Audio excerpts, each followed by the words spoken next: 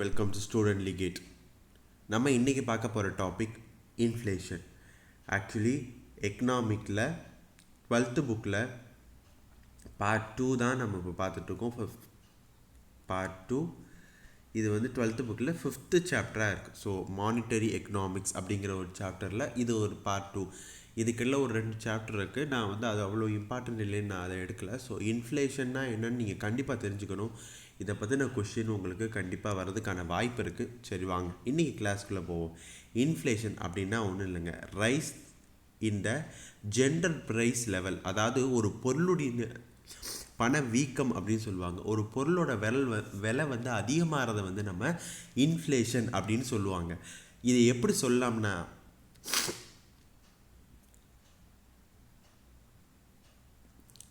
Price goods and service வந்து rice ஆகும், purchasing power வந்து குறையும். இப்போ பார்த்தீங்கன்னா இதுக்கு ஒரு எக்ஸாம்பிள் இமேஜ் கொடுத்துருக்கேன் பாருங்கள். இப்போ வந்து இது நம்மளுக்கு வேணாம், இது உங்களுக்கு கன்ஃபியூஸ் ஆகும். இப்போது ஒரு 5 பன்னு வந்து நீங்கள் வந்து 5 ரூபாய்க்கு வாங்குறீங்க அப்படின்னா 5 பன்னு வந்து முன்னாடிலாம் வந்து 5 ரூபா கொடுத்து வாங்குவேன்ப்பா. ஆனால் இன்ஃப்ளேஷன் டைமில் என்ன ஆகும் அப்படின்னா உங்களால் ஒரு பன்னு தான் 5 ரூபா கொடுத்து வாங்க முடியும். உங்களுக்கு ஒரு எக்ஸாம்பிள் சொல்கிறேன். இப்போது லாக்டவுன் போட போகிறாங்க அப்படின்னு தெரிஞ்சோன்னே 20 ரூபா விற்ற தக்காளி ஒரே நாளில் 80 ரூபா ஆணுச்சு பார்த்தீங்களா? That is the inflation. அது வந்து லாங் டைம் இன்ஃப்ளேஷன் சொல்ல முடியாது, ரொம்ப ஷார்ட் டைம் இன்ஃப்ளேஷன். ஓகேவா? இப்போ என்னாச்சு, டீயோட மதிப்பு ஏறிடுச்சு, பணத்தோட மதிப்பு குறைஞ்சிருச்சு. இப்போது இந்த டீயோட மதிப்பு ஏறினதுனால இது வந்து இப்போ வந்து 10 ரூபா விற்ற டீ வந்து நம்ம வந்து 100 ரூபா விற்கிது. அப்போ இதோட மதிப்பு ஏறிடுச்சு. அப்போது நான் முன்னாடி வந்து 100 ரூபாய்க்கு 10 டீ வாங்கி குடிச்சிக்கிட்டு இருந்தேன். என்னால் இப்போ ஒரு டீ தான் வாங்கி குடிக்க முடியுது. ஸோ இந்த இடத்துல பணத்தோட மதிப்பு குறைஞ்சிருச்சு அப்படின்னு சொல்கிறாங்க. இப்போது டைப்ஸ் ஆஃப் இன்ஃப்ளேஷன் என்னென்னலாம் டைப் இருக்குது அப்படின்னு பார்த்தீங்கன்னா, க்ரீப்பிங் இன்ஃப்ளேஷன் 4 டைப் இருக்குது. இதில் ஃபஸ்ட் டைப் என்னென்னு பார்த்தீங்கன்னா க்ரீப்பிங் இன்ஃப்ளேஷன். அதாவது கொடியெல்லாம் வந்து பார்த்திங்கன்னா மரத்தில் ஏறும், அது ஏறுறதே தெரியாது. அந்த மாதிரி க்ரீப்பிங் இன்ஃப்ளேஷன் இது வந்து ரொம்ப slow moving and mild, very mild, அது ஏறுறதே தெரியாது. இப்போ வந்து நாங்கள்லாம் வந்து நிறைய பேர் சொல்லுவாங்க, நாங்கள்லாம் வந்து 10 ரூபா எடுத்துகிட்டு போய் சந்தைக்கு போவோம், நிறையா காய்கறி வாங்கிட்டு வருவோம், இப்போல்லாம் 10 ரூபாய்க்கு ஒரு காய்கறி தான் வாங்க முடியுது அப்படின்னு சொல்லுவாங்க. இது ஏறுறதே தெரியாது, விலைவாசி ஏறுறதே தெரியாது அப்படின்னு சொல்லுவாங்க. இது வந்து will not be predictable. It's long period of time இது இருக்கும். ரொம்பலாம் இது ப்ரிடிக்ட் பண்ண முடியாது. இது வந்து அவ்வளோ டேஞ்சரும் கிடையாதுங்க. கொஞ்சம் கொஞ்சமாக அது இன்க்ரீஸ் ஆகிறதுனால இதோட டேஞ்சரஸ் வந்து யாருக்கும் பெருசாக தெரியாது. இதுக்கு இன்னொரு பேர் இருக்குது, mild inflation, moderate inflation. Okay, walking inflation, அதாவது ரெண்டாவது இன்ஃப்ளேஷன் என்னென்னு பார்த்தீங்கன்னா வாக்கிங் இன்ஃப்ளேஷன். அது எப்படி இருக்கும்னா ப்ரைஸ் வந்து மாடரேட்லி இன்க்ரீஸ் ஆகும். ஒரு ஆனுவல் இன்ஃப்ளேஷன் ரேட் வந்து கொஞ்சம் இன்க்ரீஸ் ஆகிற மாதிரி இருக்கும். எப்படின்னா 3 to 9% தான் இன்க்ரீஸ் ஆகும். இப்போ ஒரு பொருள் நான் 10 ரூபாய்க்கு வாங்கியிருக்கேன்னா அடுத்த தடவை 13 ரூபா இல்லை 19 ரூபாய்க்கு வாங்கியிருப்பேன். ஸோ அது வந்து ரொம்ப பெருசாக இன்ஃப்ளேஷன் இன்க்ரீஸ் ஆன மாதிரி தெரியாது. ஸோ இதை வந்து நம்ம வாக்கிங் அண்டு ட்ராலிங் இன்ஃப்ளேஷன் அப்படின்னு சொல்கிறோம். அடுத்து பார்த்தீங்கன்னா ரன்னிங் இன்ஃப்ளேஷன் அப்படின்னா என்னங்க, ஓடுறது. எப்படி? குதிரை வேகத்தில் ஓடுறது, கடைன்னு ஓடிடுங்க, 10 to 20% per annum போயிட்டே இருக்கும். அந்த மாதிரி இருக்கிறது வந்து இன்ஃப்ளேஷன் அப்படின்னு சொல்லுவாங்க. அடுத்து கேலோப்பிங் இன்ஃப்ளேஷன். அதாவது என்னங்கன்னா இது வந்து ஹைப்பர் இன்ஃப்ளேஷன்னு ஒரு பேர் இருக்குது. இதில் ரொம்ப முக்கியமான விஷயம்னா இது வந்து அன்மேனேஜபிள், ரொம்ப மேனேஜே பண்ண முடியாத அளவுக்கு விலைவாசி ஏறிடுங்க. எப்படின்னா 20 to 200% ஏறிடும். ஒரு பொருள் வந்து நான் வந்து முன்னாடி வந்து 100 ரூபாய்க்கு வாங்கினேன்னா இப்போ 200 ரூபாய்க்கு வாங்கணும். ஸோ அந்த அளவுக்கு இருக்கிற பேர் தான் இன்ஃப்ளேஷன் அப்படின்னு சொல்லுவாங்க. ஃபஸ்ட்டு ஹைப்பர் இன்ஃப்ளேஷன் எங்கே வந்துச்சுன்னா ஜிம்பாப்வேல வந்துச்சுங்க. இது ரொம்ப அவ்வளோ இம்பார்ட்டன்ட் கிடையாது. ஸோ இந்த கனெக்ட் தெரிஞ்சுங்க. அடுத்து demand pull inflation, cost pull inflation. ஓகேவா? டிமாண்ட் புல் இன்ஃப்ளேஷன் அப்படின்னா என்னென்னா, நான் முன்னாடிலாம் வந்து எனக்கு வந்து 10 இது வருங்க, 10 பென் வரும் எழுதுறதுக்கு.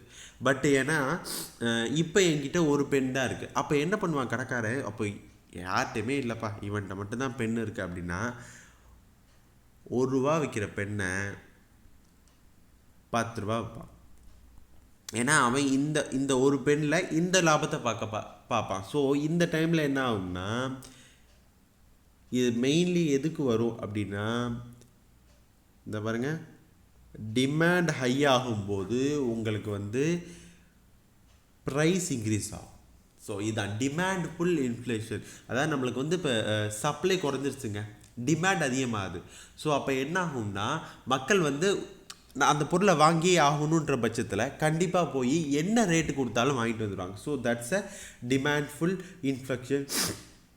இப்போ காஸ்ட் ஃபுல் இன்ஃப்ளேஷன் அப்படின்னா, cost of raw materials and output வந்து இன்க்ரீஸ் ஆகுது. இப்போ வந்து நான் வந்து ஒரு காட்டன் ட்ரெஸ்ஸு வந்து காட்டன் விலை ஏறி போச்சுன்னா காட்டன் ட்ரெஸ்ஸோட விலையும் ஏறி போகும்.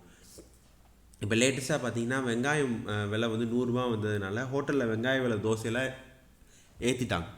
ஸோ அதான் ஒரு எக்ஸாம்பிளாக நீங்கள் எடுத்துக்கலாம். ஸோ அடுத்து வந்து பார்த்தீங்கன்னா இன்க்ரீஸ் இன் வேஸ்டேஜ், அதாவது வந்து லேபருக்கு வந்து வேஸ்டேஜை ஆனால் இன்க்ரீஸ் பண்ணால் கூட அதுவும் வந்து உங்களுக்கு இன்ஃப்ளேஷனில் ஏறிடும்.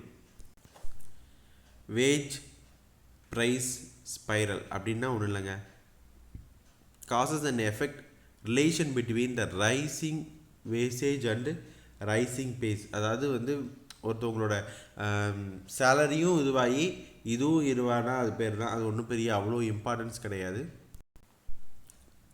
இப்போ அதர் டைப் ஆஃப் இன்ஃப்ளேஷன் என்னென்னு பார்த்தீங்கன்னா கரன்சி இன்ஃப்ளேஷன். அதாவது என்னென்னா, first excess of money supply இருந்துச்சுன்னு வச்சுங்களேங்க, அப்போது ப்ரைஸ் இன்க்ரீஸ் ஆகுங்க. இப்போது என் கையில் என்னால் வந்து ₹1 தான்ப்பா இருக்குது அப்படின்னா நான் ₹1 உண்டான பொருள் வாங்கிடுவேன். ₹10 இருக்குன்னா நம்ம ஏன் ஒரு 10 பொருள் வாங்கலாம் அப்படின்றதில் நான் அந்த இடத்துல 10 பொருள் வாங்கிட்டு போயிட்டேன்னா அங்கே டிமாண்ட் அதிகமாகும். நானே ஒரு 10 பொருளை வாங்கி வச்சுக்கிட்டேன்னா அந்த இடத்துல டிமாண்ட் அதிகமாகும். அப்போ அந்த இடத்துல அவன் ப்ரைஸை இன்க்ரீஸ் பண்ணிடுவான். ஸோ கரன்சி இன்ஃப்ளேஷன் இதை சொல்லுவாங்க. கிரெடிட் இன்ஃப்ளேஷன் அப்படின்னா நிறையா கடன் கொடுக்குறதுங்க. இப்போ பேங்க் பார்த்தீங்கன்னா லெண்டிங்கை ரொம்ப லிபரலாக விட்டுருவாங்க. அதாவது கடன் வாங்கிக்கிங்க வெறுமனே 1% வட்டி அது மாதிரிலாம் கொடுக்க மாட்டாங்க. ஸோ இருந்தாலும் உங்களுக்கு ஒரு எக்ஸாம்பிளுக்கு சொல்கிறேன், 1% வட்டி அப்படின்னா எல்லாருமே வாங்கிடுவாங்க. என்னங்க 1% ₹100 வாங்கினா ₹1 கட்ட போகிறோம், ₹1,00,000 வாங்கினா ₹1000 கட்ட போகிறோம். ஸோ அதனால் வந்து பணத்தை வாங்கிடுவாங்க. அப்போ அந்த இடத்துல மணி சப்ளை இன்க்ரீஸ் ஆகும். மணி சப்ளை இன்க்ரீஸ் ஆனால் ப்ரைஸ் இன்க்ரீஸ் ஆகும். ஓகேவா? அப்புறம் டெஃபிசிட் இன்டியூஸ்ட் இன்ஃப்ளேஷன். இது என்னென்னா, ஃபினான்ஸ் மினிஸ்ட்ரி வந்து மணி வந்து பிரிண்ட் பண்ண ஆரம்பிச்சிட்டாங்கன்னா, அதாவது நோட்டை அச்சடிக்க ஆரம்பிச்சிட்டாங்கன்னா அவங்க சென்ட்ரல் பேங்க்கு அதனாலோட பொருளோட மதிப்பு ஏறலாம். அவ்வளோதாங்க. இப்போ வருங்க ப்ராஃபிட் இன்டியூஸ்ட் இன்ஃப்ளேஷன். எனக்கு கொள்ள லாபம் வருதுங்க, அப்போ நான் என்ன பண்ணுவேன், என்னென்ன வேணுமோ நான் வாங்குவேன். ஸோ அதனாலோட ப்ரைஸ் இன்க்ரீஸ் ஆகலாம். Scarcity induced inflation. அதாவது என்னென்னா, இப்போ வந்து நான் அந்த பொருளோட இது வந்து ரொம்ப குறைவாக இருக்குங்க. அதான் நான் சொன்னேன், டிமாண்ட் வந்து அதிகமாக இருக்குது, சப்ளை குறைவாக இருக்குது. அந்த டைமில் எனக்கு எவ்வளோ லாபம் வருதோ அதை வச்சு நான் விற்றுருவேன். ஓகே, இதோட நம்மளுக்கு ப்ரைஸ் இன்க்ரீஸ் ஆகிறத சொல்லலாம். ஓகேவா? அதுக்கப்புறம் tax induced inflation. Excise duty, இந்த சேல்ஸ் டேக்ஸ், அந்த மாதிரி இன்டைரக்ட் டேக்ஸ்லாம் நம்மளுக்கு வந்து இன்க்ரீஸ் ஆச்சுன்னா ப்ரைஸும் இன்க்ரீஸ் ஆகும். Example petrol. அதை வந்து இப்போவோட வந்து முதலமைச்சர் சொன்னார்ல, நீங்கள் வந்து டேக்ஸை கட் பண்ணுங்கள். ஸோ டேக்ஸை குறைச்சிங்கன்னா பெட்ரோல் விலை ஒரு ₹3 ₹4 குறையும், மக்களுக்கு யூஸ்ஃபுல்லாக இருக்கும்னு. ஸோ அது ஒரு எக்ஸாம்பிளாக நீங்கள் வச்சுக்கலாம். இதனால் என்னென்னங்க காசஸ் வரும் இன்ஃப்ளேஷனால்? Increase in money supply. ஓகேவா? மணி சப்ளை அதிகமானால் இன்ஃப்ளேஷன் வருங்க. இன்க்ரீஸ் இன் டெபாசிட்டல் மணி. நம்ம ஒரு மனுஷனால் ஒரு ₹1000 தான் சம்பாதிக்க முடியுன்ற பட்சத்தில் அவன் அக்கௌண்ட்டில் நிறையா பணம் சேர்கிற மாதிரி இருந்துச்சுன்னா, அவனுக்கு நிறையா பணம் வருதுன்னா, டெபாசிட் இன்க்ரீஸ் ஆச்சுன்னா அவனுக்கு இன்ஃப்ளேஷன் வருதுன்னு அர்த்தம். அப்போ பார்த்தீங்கன்னா பப்ளிக் எக்ஸ்பெண்டிச்சர் அதிகமாக இருந்துச்சுன்னா உங்களுக்கு இன்ஃப்ளேஷன் வரும். இன்க்ரீஸிங் இன் கன்சியூமர் ஸ்பெண்டிங். அதாவது ஒரு மனிதனால் ஒரு ₹100 செலவு பண்ண முடிய இடத்துல ஒரு ₹1000 செலவு பண்ண முடிஞ்சுன்னா இது இன்ஃப்ளேஷனுக்கு வரும். Cheap in money policy. மணிக்கு மதிப்பே இல்லைங்க அப்படின்னா கண்டிப்பாக அந்த இடத்துல இன்ஃப்ளேஷன் வரும். Deficit finance, black asset activities and money, அதாவது பிளாக் மணி வெளில சர்க்குலேட் ஆனால் கூட நம்மளுக்கு இன்ஃப்ளேஷன் வரும். ரீபேமெண்ட் ஆஃப் பப்ளிக் டெபிட், அதாவது வந்து மக்கள் கடன் வாங்கும்போது அது ரீபேட் பண்ணாமல் இருக்காங்க பார்த்தீங்களா, அதில் வரும். இன்க்ரீஸ் இன் எக்ஸ்போர்ட், ரொம்ப எக்ஸ்போர்ட் பண்ணோம்னா இப்போ வந்து பார்த்திங்கன்னா வெங்காயம் நம்ம விற்கிறோம் அப்படின்னா இங்கே நம்மளுக்கு வெங்காயம் போதுமான அளவு விளையுது, ஆனால் நம்ம என்ன பண்ணுறோம் எக்ஸஸாக வந்து வேறு நாடுகளுக்கு நம்ம விற்றுட்டோம்னா ஸோ அந்த இடத்துல நம்மளுக்கு அது ஸ்கேர்சிட்டி ஏற்படும். Scarcity lead to scarcity induced inflation, அதாங்க இங்கே எக்ஸாம்பிள். சரி வாங்க அடுத்து எஃபெக்ட்ஸ் ஆஃப் இன்ஃப்ளேஷன். இன்ஃப்ளேஷன் வந்தால் என்னென்னங்க ஆகும் அப்படின்னா, ஃபஸ்ட் ஹைப்பர் இன்ஃப்ளேஷன் வந்துச்சுன்னு வச்சுங்களேன், ரொம்ப சீரியஸாக அதோட டிப்ரிசியேஷன் இருக்குங்க. மணி வேல்யூ வந்து பார்த்திங்கன்னா மணி வேல்யூவில் ரொம்ப சீரியஸாக டிப்ரிசியேஷன் இருக்கும். இது என்னவோம்னா சேவிங்ஸை குறைக்குங்க. இப்போ வந்து நான் வந்து எனக்கு சம்பளம் 100 தாங்க, சாரி 100 சொல்ல முடியாது, ஒரு 10,000 வச்சுக்கோங்க. நான் அந்த 10,000 என்னோடய செலவெல்லாம் முடிச்சுக்கணும். பட் என்ன ஆகுதுன்னா இப்போ வந்து இந்த ஹைப்பர் இன்ஃப்ளேஷன்னால இப்போ எனக்கு வந்து நான் பால் பாக்கெட் வந்து பார்த்திங்கன்னா மாதம் 100 தான் வாங்குவேன்னு வச்சுக்கோங்க. இப்போ பால் பாக்கெட் விலை இன்க்ரீஸ் ஆகிடுச்சுன்னா என்னால் இந்த டைமில் இதை மேனேஜ் பண்ண முடியாது. ஸோ ஹைப்பர் இன்ஃப்ளேஷன் வந்து ரொம்ப இதுவாக இருக்கும். So when the value of money undergoes ரொம்ப குறைஞ்சிருச்சுன்னா அந்த டைமில் என்னாச்சுன்னா ஃபாரின் கேபிட்டல் வந்து இன்வெஸ்ட்மெண்ட் பண்ண மாட்டாங்க.